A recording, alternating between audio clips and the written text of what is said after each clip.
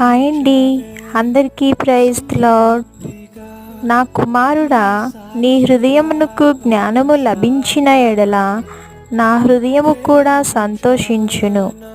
నీ పెదవులు యథార్థమైన మాటలు పలుకుట విని నా అంతరింద్రియములు ఆనందించును. సామెతలు 23వ అధ్యాయం 15-16. ఈ రోజంతటిలో ఈ వాక్యం మనకు తోడయుండి నడిపించునుగాక. ఆమేన్.